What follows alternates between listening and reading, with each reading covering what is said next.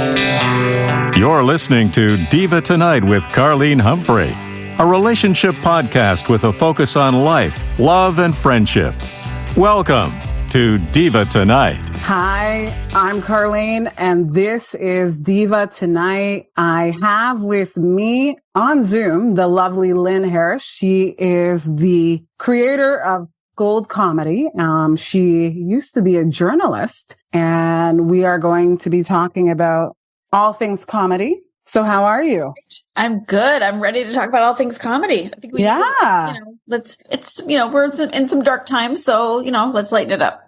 Yeah, I feel like we are. It's kind of like, I try not to watch the news too much, but it's unavoidable in a way. But I feel like this will be a good little break from the everyday. So from what I see, you have a background in journalism. So from journalism, which is like the serious side of things, what got you into journalism? I have always been, I've just always wanted to be some kind of writer and creator. And that can take and has taken many forms. And I think, journalism for sure requires serious skills, which I was fortunate to be able to develop over time. But it doesn't mean that everything you do is serious, or it doesn't mean that you always have to be serious in the sense of like boring. I was fortunate enough to, get the chance to do it I did it for about 25 years, and I still do, I never officially quit. I just moved on from that being my full-time job. If you're fortunate and you work hard, you get opportunities to develop your own voice, which is great. Although I will say that it's also a super important skill to develop the capacity to write in other people's voices. Write one way for one magazine, one way for one newspaper, incredibly helpful skill. So it's not all about, self-expression, but I was also able to and encouraged to actually, bring my own voice and even bring a humorous voice to issues that are not funny, which is also sort of a serious undertaking, figuring out like, why would I write about, reproductive justice with some sarcastic humor? Or why would I write about, the culture that enables sexual assault with humor? And what would that humor be? And how would that humor help to communicate about the issue? So you can really create opportunities to use humor in a way that still takes the job and the issue very seriously. Speaking of comedy, I guess there's the stereotype behind, like, not the stereotype, but the typical person that would get into comedy, right? We have the naturally talented comedian, like, one of my favorite comedians is Jim Carrey, because he's like so out of the box, right? But he's also known as a method actor, which I didn't know until later. And then you have Dave Chappelle, Robin Williams. So as someone who runs a comedy school, do people feel like if they're going into comedy that there's this certain expectation? There is definitely it's not the only notion, but there's definitely a prevailing notion or a common notion that people who are funny are the loud one. People who are funny are the one who gets to the joke first. People who are funny are the wacky one. People who are funny are the one who has like funny things happen to them. And it's not that those people aren't funny. It's that there are so many other ways to be funny. And there's also a difference between being funny with your friends or, being funny at work and being professionally funny. There's always like that, the dude is always like, probably a white dude, who's probably just kind of like just like loud and stupid and kind of funny, but okay. And they're always like, Bruce, you should do stand up. Like, not necessarily, Bruce. I'm not saying you're not funny, but there's a difference between being like, kind of the doofus who gets laughs in real life and the person who really works at it and hones their skill. Now, Bruce could totally work at it and hone his skill, but just because he's funny, like at a party, doesn't mean he's funny on stage. Whoa. Okay. But the other way around is also true.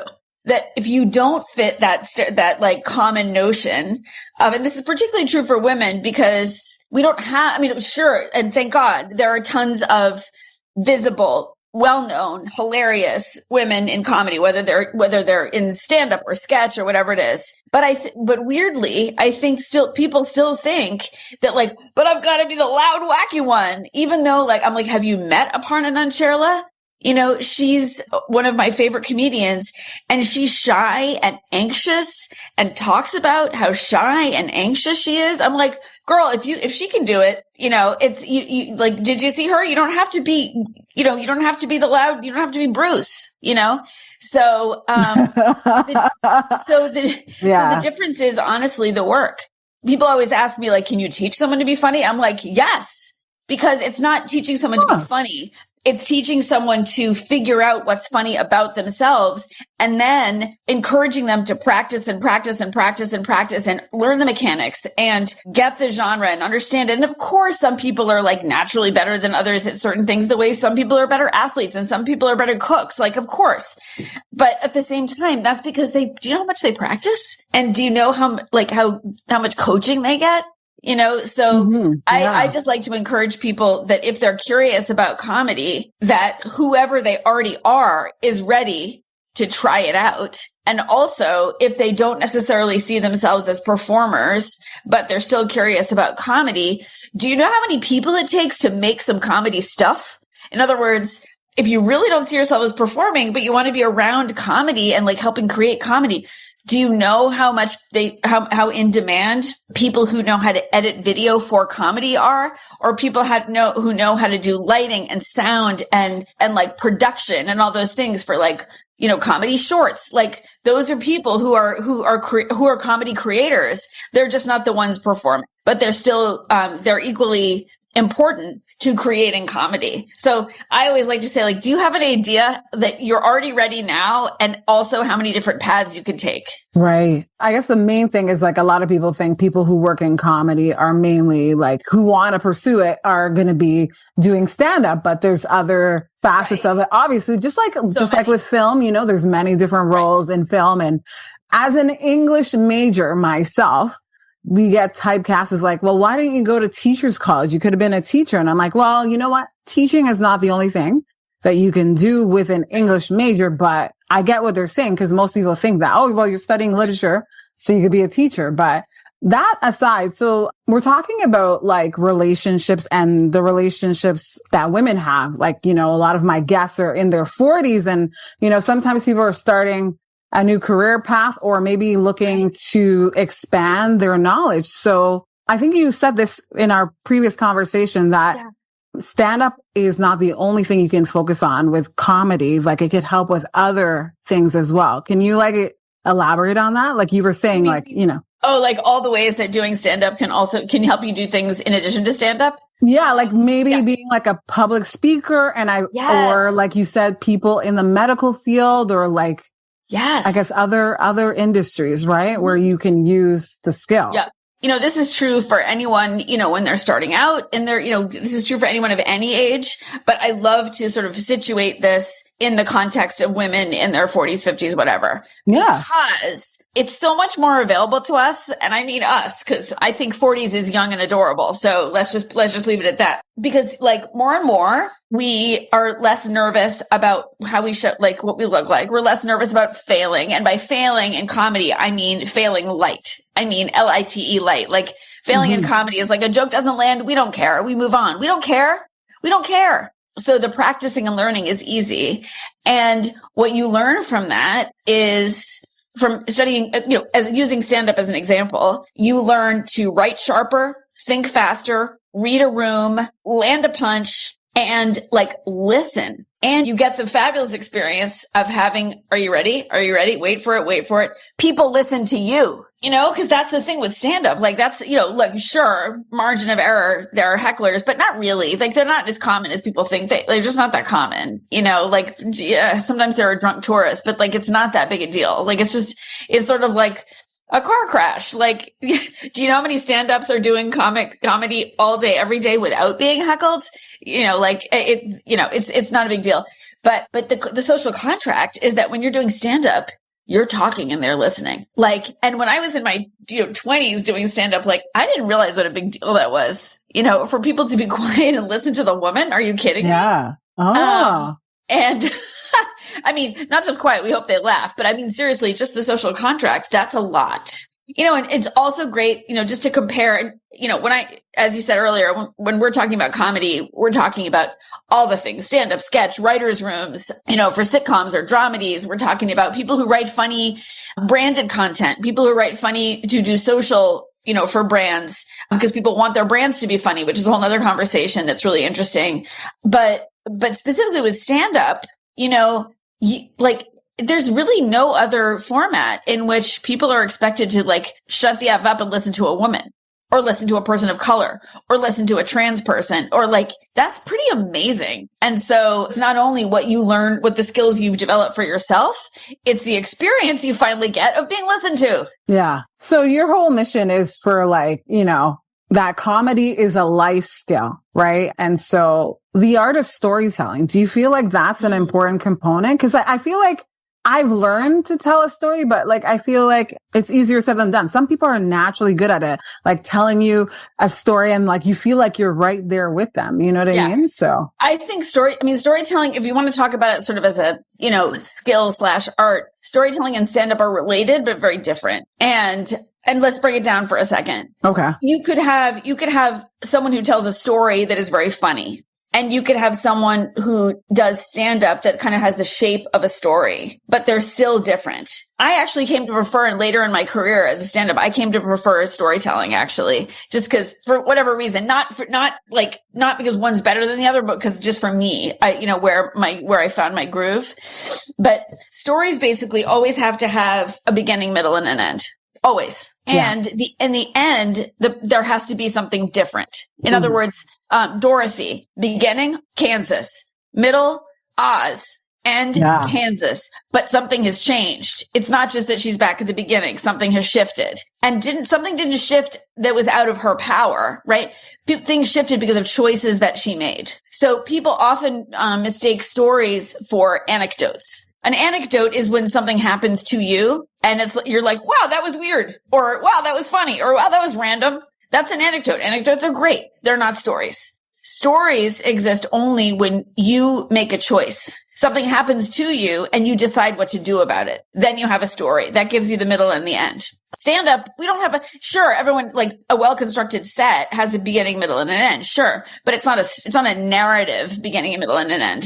It's just kind of an artful beginning, middle. It's just kind of, maybe there's a callback at the end that sounds like the beginning, or maybe they do easy jokes first to kind of build some trust and rapport. And then they get into more complex stuff. And then they come back to something that's beginning, middle, and end, but it's not a story structure. It's a good stand-up set. So I do think that people confuse anecdotes for stories, and which is, again, anecdotes are fine. There's nothing wrong with an anecdote, but that storytelling is more specific than people think it is. And also wow, that's such a buzzword now. Brands are all it's all about storytelling. Our brand strategy is all about storytelling. It's all about storytelling. Which is, really just capitalism. It's honestly just capitalism. It's honestly just, if brands are about storytelling, it's all about the hero's journey and the main character is the consumer and they buy things. That's pretty much it. It's kind of made up. It's not bad. It's just kind of made up. But real stories are when you go to a show that's The Moth or whatever, and you're nobody can see me. I know I'm on video now, but I'm the video thing I'm doing on Zoom is and you're riveted. You're what? What's going to happen next? And it doesn't even have to be a suspenseful story. You just have to care. And the storyteller is kind of bringing you along on their own personal journey and their own change. And no matter how different the story, no matter how different the person or the circumstances are from your own experience, you find something relatable because it's about something primal. It's about the search for meaning, or it's about loneliness, or it's about, feeling like a fish out of water, or all those things are something that everybody can relate to, no matter where we're from or who we are or how we were raised or whatever. There's that primal stuff, and storytelling really gets to that. See, there's two things you said that I want to ask you, but you said the meaning of life. And I think of the meaning of life, part one Monty Python for those huge fans there. And all the nerds listening. Yes, for all the nerds listening. I mean, one of my exes, he's the reason I even know about Monty Python, but Monty Python is so funny. But absolutely. No women though, weirdly, but that's fine. Right? They were playing women too. Yeah. I never noticed that when I was growing up. It's so funny. It never occurred to me. I was like, where are the women? And I wasn't like that but also, do you know what? I grew up at the same time. I grew up with, obviously Monty Python, but also Carol Burnett, Lucille Ball, Ruth Buzzy, Lily Tomlin, the Mom on the Jeffersons, and Phyllis Diller. They were all completely normal to me, and no one ever called them female to me in that time, in the 70s and early 80s. Like no one. I mean, not no one, but I didn't hear them being called women comics. Nobody told me, oh, do you like the female comics? We were just like, Miss Piggy's amazing. Like, there was no, and so I was so surrounded by hilarious women who, for me, that was just comedy, not ladies comedy. That like once in a blue moon, you watch Monty Python, you're not going to be like, where are the women? Because you have so many other women that are just there doing equally good quality comedy, just different. Yeah. I think the reason why maybe it changed a little bit is when you had like Richard Pryor and that come out to the scene and like those that came after him too, right? I guess. I don't know if that changed it. Huge. Yeah. Yeah. No, he was. He was huge. And I remember watching, what's the name of the show? Very old show, late night TV. And like he was well known and Richard Pryor came on the show and it was funny. Johnny Carson. Yeah. And so watching that, I think that's the thing with YouTube now that makes it so amazing to go back and watch old comedy skits or watch old interviews like that. But I think what I wanted to ask you too is, like you said, with comedy, they don't have to necessarily tell a story, but you mentioned anecdotes. So what do you mean when you say that? I mean, like, the time you locked yourself out of the house and you were barefoot, I'm making this up. Like, okay. Just like silly things, silly things that happen. And they don't mean anything, but everyone's like, oh my God, that's so weird. Or the time the time you missed your flight, but then you met a celebrity in the lounge, like those are just like things that happen in life. They're not stories because you don't make a decision about it. It's just like a thing that happens to you. And it doesn't really, it gives you a good, like entertaining thing to tell your friends, but it's not it's not a journey, like it's not a journey. You don't have to make a tough decision. You don't have to like decide something about yourself that like, you don't have a tough call to make. You don't have and that's, again, it's fine, but anecdotes aren't like, I'm not going to pay, $25 and a 2-drink minimum to hear someone tell me about like, I got locked out of my house and it was so weird and it was also cold, but then someone let me in. That's an anecdote because they didn't do anything. They just and so like, right? Like, but then someone let me in and it was fine. Like, you didn't do anything. It's fine. That's funny if I'm your friend, and that's cute if you like are a person who loves shoes and you get locked out of your house and you don't have your shoes on. I don't know why I made that up, but like you didn't. You're like impersonating a comedian actually by doing that. There's someone that has that similar style where he's so monotone, but it's funny. Like it's the way that he does. I don't think he's doing an anecdote because he tells like some stories, but I get your reference point where it's like, you're not elaborating. Like whereas Wanda Sykes, when I listen to her stand up, it's like, as a woman, she's like, sometimes as a woman, it's like, we never shut up. It's like, I should go to sleep right now, but I should have told her this. And like, you know what I mean? She goes on and on, but it's, But that's stand up. So that's totally fine. And also we love Wanda Sykes, but I'm just, but in terms of storytelling, right? If someone says, I'm going to get on stage and tell you a story, you don't want to hear about something that happened to them that they had no control over. And then it created a problem. And then it was solved without them doing anything. Like my flight was canceled, but then it got rescheduled. It's not a story. It's a thing that happened. You could probably do some hilarious stand up about that. Yeah. But it's not a story, my flight got canceled on the way to my, to my step parents' wedding. And I had to decide what to do about it. And I did. And I made a very tough decision, whatever. I mean, I'm just making something up that has some stakes.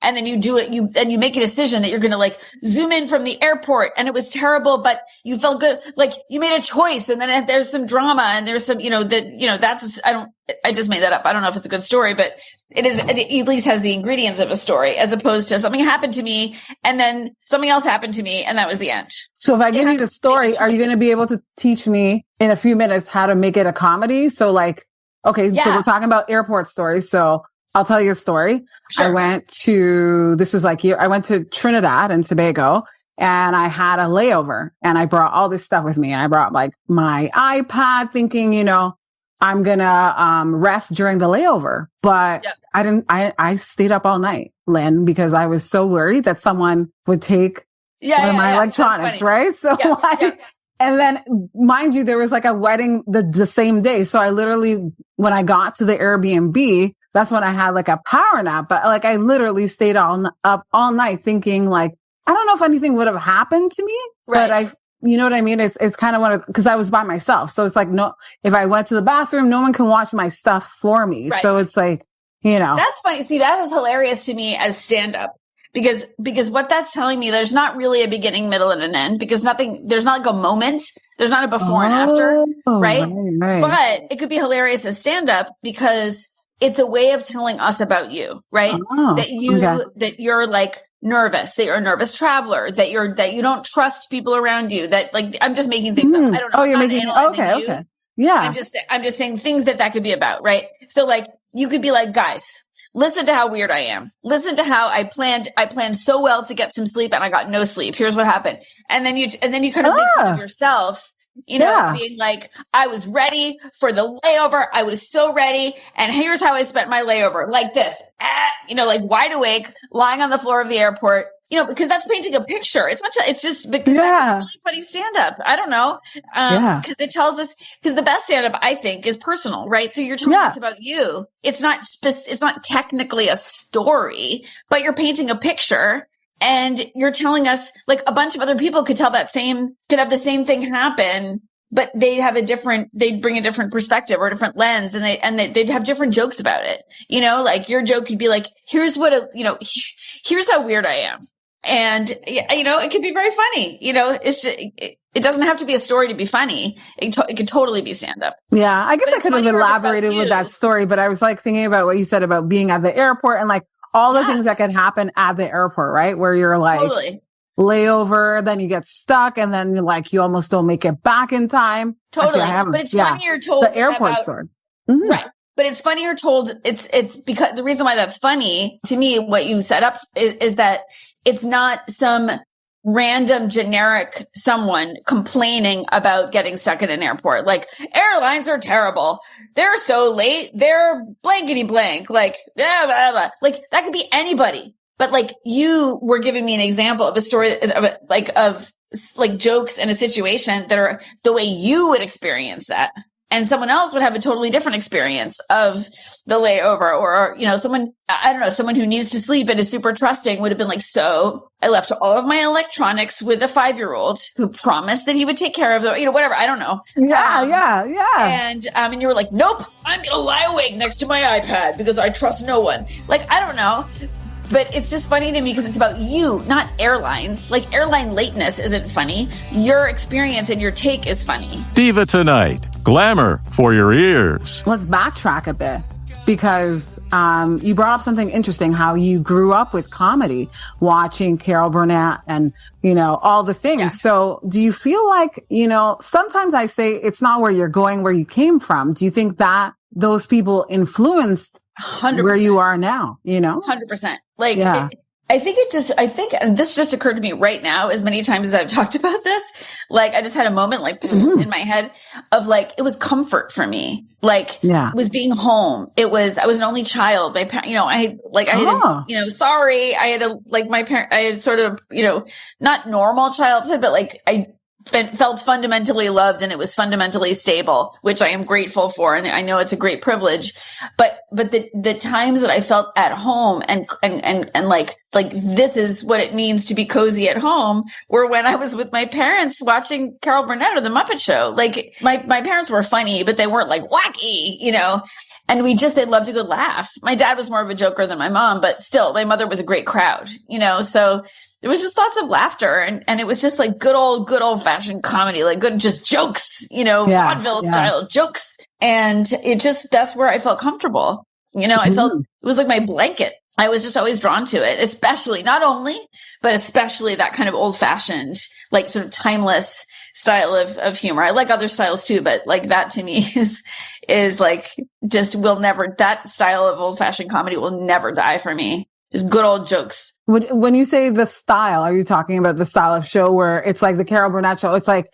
she has multiple skits. Like it's not just, Yeah. And also just like vaudeville style or just good old fashioned, just like set up, punch, like just, nothing avant-garde, nothing weird, just kind of old fashioned, like we taught my kids when they were little to like do the vaudeville style of like, our kids are named B and Sam, like, hey B. And we taught B to go, yeah, daddy. Why did the chicken cross the road? I don't know, daddy. Why did the chicken cross the road? To get to the other side. Just that's what she would do. Yeah. I've seen some of it. It is funny. Yeah. Yep. What did your parents do? They weren't professional. They weren't in entertainment. No, I'm just curious. I always find it interesting to find out from people like, sure. They were very nerdy. My mom was, English language arts book editor and writer. Although, my dad was, and this is very like arcane, but my dad was a very famous linguist. But not in a household name, but like a household name if you knew his area of linguistics. He was one of the reasons. He was like part of all those guys that founded the linguistics department at MIT and like Noam Chomsky and all those guys. That was his circle. Although Noam and my dad did different kinds of linguistics, whatever, but they were still the same era. Noam Chomsky era. And everyone has their Chomsky era, yes. I guess, right? Yeah. And so my dad was a big deal in that, that time. But then specifically about my dad's stuff was more about, sounds and like in like Spanish and like related languages. So anyway, very nerdy, but my parents were just like a good time. They just liked a good time. And they were both, serious musicians. So they could like super nerd out about language and linguistics. And my mom, how they met actually was that even though she wound up editing like ELA books for schools, she edited Noam's biggest deal book, like the book that made him famous. She was the editor on that. So she also had subject knowledge in linguistics such that she could edit it. And the joke about that book is it's his most famous book. And the joke is still no one has ever found a typo. And right. Yes. To credit of my mom. Yeah. So I can't speak to the content, but I know that there's no typos. So yes, that's good. Mm-hmm. And so that's related to how they met. But in any case, so they could like be big serious nerds, but they also just loved a big goofy good time. That is so interesting. I feel like there's still that they're creative minds in their own way, and so I think like I can see like how the journalism is a little bit different, but still like an influence in that way. You know what I mean? Like a little bit, similar, but not like we're all curious. Like they cultivated in me, I think, curiosity and like artisticness in whatever form that meant. And certainly a love of language, whatever that means. So I really cared about writing and I cared about choosing your words and I cared about learning other languages. And I just cared about, to me, the funniest jokes were just that's not entirely true. I was going to say it was like the words, but that's not true because I also love physical comedy. So scratch that. That wasn't true. I don't know. They definitely had a huge influence on me. Yeah. No, that's important. You know what I mean? Whether or not it was like a contribution to that. Cause I mean, even I don't feel like my parents necessarily influenced like me as a podcaster or getting into radio and wanting to do that. But I think like, for me, when we used to clean the dance studio, they used to play the radio all the time. And then there was this show called Lovers and Other Strangers with Don Jackson.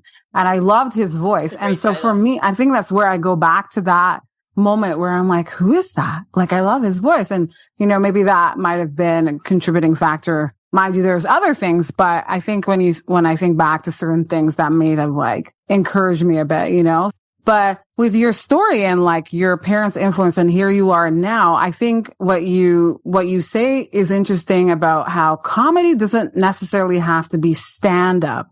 And so if someone wants to is considering it, maybe public speaking. Does comedy help? Yeah, with public speaking, or how does comedy? Yeah. Oh my gosh. Yes. Right. And I know that people are so nervous. Yeah. We're so linear. We're so, yeah. So I totally get it. It helps you think. I think learning the mechanics of comedy, and I mean, so to be clear, I don't mean being funny helps you with public speaking. I mean, specifically learning the mechanics of comedy helps you with public speaking because one thing you learn in comedy is that you don't always have to be funny, which sounds crazy. I know, but what I mean is we always tell people to avoid trying to be funny. Yeah. Of course, I understand that comedy equals being funny. I get it. But the funniest comedy comes out of people not trying super hard to squeeze something funny out of something that's not there and waiting for the joke. So I think the punchline, you mean? We're waiting for that? Yeah, waiting for, not trying to make every moment funny.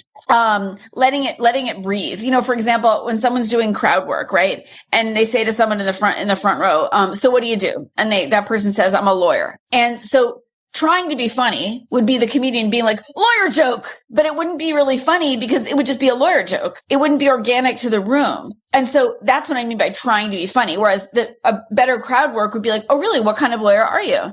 Oh, public interest lawyer. So tell me more about that. And you have a conversation. You get to the point where something organically funny is available to you. And so I think that kind of listening is really helpful for people with public speaking.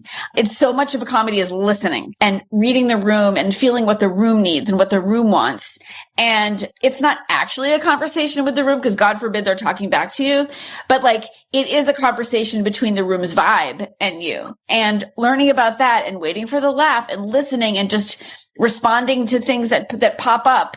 If you're even doing comedy on Zoom, it gives you the capacity to be practicing comedy gives you the capacity to be in the moment and not think that a distraction is going to derail your entire talk, or it gives you the capacity to be someone unmutes and maybe you don't make a joke.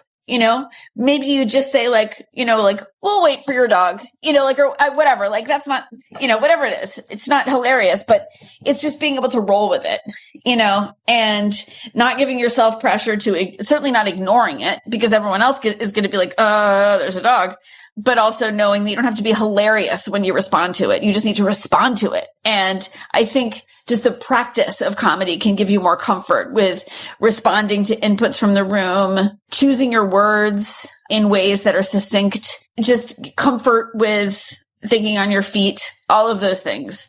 Improv, yeah. Yeah. And then, totally. Although it's improv of one, right? It's not improv on a team. That's a whole nother art form that I'm not an expert in, but I love improv. I'm not good at it. I'm good at responding to the room, but I'm not good at improv on a team, yeah. Show kind of improv whose line is it anyway? It's just oh my God. Yeah. That's next level. Yeah. That's next level. It's really, although there are a lot of improvisers who are I can never do stand up. Stand up is way too hard, and I'm what are you talking about? There are people who can do both, right? And then there's improvisers who are stand up is impossible. And then there's stand ups who are improv is impossible. And then there's people in the middle. And what can I say? Comedy on Zoom, hilarious.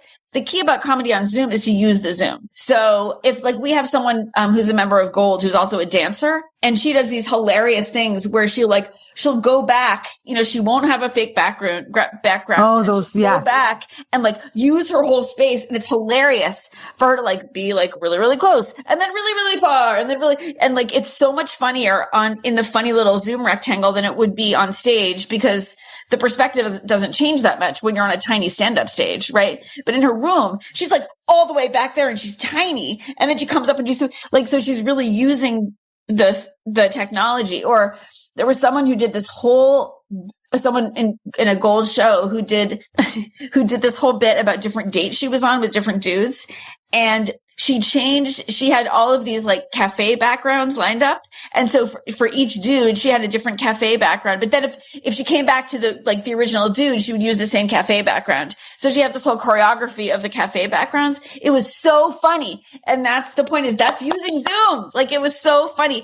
And also you can use props on Zoom in a way that you cannot, like props on stage is lame, but like props on Zoom suddenly have glasses. It's funny, for those of you listening, I just put on glasses, but like, it's funny. Yeah. It's like not dorky on Zoom to like suddenly have a prop, whereas prop comedy is generally not seen as funny on stage because it's like trying too hard, but on Zoom, it's like listening to you talk about that is like, like influencers and content creators, like who take on a different persona, like how gold comedy could help with that too. Like, yeah, totally. You know what I mean? The presence. And that's a really good point because I didn't think about that until you just mentioned it. I was like, oh, wow. Yeah. Because I mean, at the end of the day, you're talking about Zoom, but we're going from like, I don't know, I think slowly we'll get back to in person because, but you have both. But I mean, like the fact that you can make comedy, like you can make a skit with Zoom could be your upper hand there. Like if you're we teach entire sketch classes on Zoom and people do sketches like, we have people who do digital sketches that are separate, that they're shot in a place. We also have people who do sketches where the people in the sketch are not in the same place. Like we have a new sketch dropping next week that's about Zoom therapy. And there's the therapist and there's the patient. Yeah. And there's another character, but they're never in the same room together. It's just edited so that it looks like they're talking to each other. But if you think about it, like they all shot it themselves and then it was edited together. So you can do all sorts of movie magic like that. So, I mean, for the woman out there in her 40s who's like, I want to take something. I want to take a new course. I want to try something new. Do you just offer like courses per se? Like if I just want to take one course and like see how that goes, like, you know what I mean? We do, but the way we work is that, as it turns out, people learn best in community. And as it turns out, the thing that's hardest for people to find when they're starting out and when they're continuing in any kind of comedy is finding nice, warm, friendly, supportive, collaborative spaces that have no bro vibe. And as much as comedy has changed for the better, it's still dominated by a bro vibe. It just is. Yeah. And in all sorts of ways, whether it's implicit or explicit. And so we emphasize the role of community by having a structure where you pay for the year. And when you pay for the year, you have all of the classes that we offer in what we call the club, they're included. So what you pay for the year is basically what you pay for like 1.5 classes somewhere else. But what you get are you keep seeing the same people. You can collaborate with those people. You have 2 open mics available to you every week. You have Q&As with comedy celebrities and pros. You have other workshops. You have basically everything except our premium classes are free to you. And so we structure it that way. So like, sure, you could just take one class and it would still be a good deal. It'll be fine. But people tend to not do that. People tend to take a class and then they take the next class, or they take the class again, or they do other things. They took stand-up, so they're going to explore sketch. And so it really enables you to immerse yourself deeply, but still in a low pressure and supportive environment. And then really get to know the people, and the people who make it, Community is important now. I think it's true. Like, you know what I mean? And then you warm up to them. I remember you said you're like, improv's not your thing, but I remember there's this little, they had classes in this, mall that I used to go to, and it was improv, and it was so much fun. Lynn, I think that was the best time I had, like just doing improv every week. You know what I mean? I remember it. Well, they stopped offering the program, but I think if I were to take away, cause I've always been in the arts, like I dance and stuff, but I remember those improv classes cause like they give you an idea and then you just like run with it. But like when you're doing it with people that you're comfortable with, I think it's easier to break the ice as opposed to like, bunch of 21-year-old white dudes, like who, I'm sorry. I'm sorry. Yes, I totally get that. They might be very nice. They might be really very nice, but it's not about the individual people. It's just like those might not be your people though. Yeah. Yeah. No, definitely. For sure. So because we're talking to women in their 40s, to give a little boost, what comedian do you think women should listen to now? Someone who's in her 40s, or, you know what I mean? That would give you that. Like for me, like tonight, like if I wanted to watch, like a comedian that you think would help, like comedy is like your break from like reality and, to help you like with life now, right? Yep. I would recommend Maria Bamford. Maria Bamford. Okay. Yep. I would recommend Naomi Ekperigin. She's on, I don't know if did you ever watch Vision Quest? She was on Vision Quest. She was the HR person. She was hilarious. But Vision her Quest. stand-up is amazing. I love her. And she's a very old soul. You know, like she always talks about how she just like wants to sit on her couch and watch procedurals wearing a fleece pant. She's great. So that's Naomi. It's Ekperigin. Okay. She's just great. So I love Maria. I love her. I love Cameron Esposito. Oh, Cameron Esposito. Her name sounds familiar. Mm-hmm.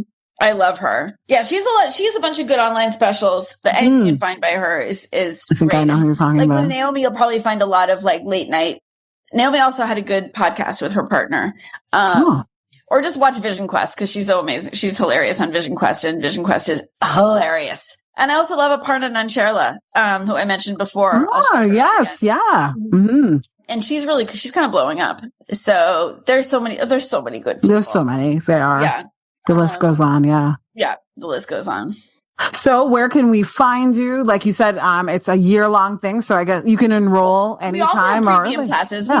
We do have one-off classes. They're just more expensive, but the premium classes are more like they last longer. Like our classes in the club are usually 4 to 6 weeks. And then our premium classes tend to be longer and more like a deeper dive into one topic, like how to develop and pitch a TV show. Like, so that's like a 12-week college level class. It's like a big deal. And it's taught by a producer, person who produced Broad City and Search Party. Her name is Ryan Cunningham. She's amazing. So it's just, but those classes include membership in the club. So you can also you got the whole year or more because people tend to renew. So I'm here in Canada, and we're in Toronto. Yeah, it's all online. I mean, we do stuff face to face, but like your core experience is online. Yeah. Yeah. So you can be anywhere. We have lots of Canadians, Carlene. We have lots of Yes, I believe that for sure.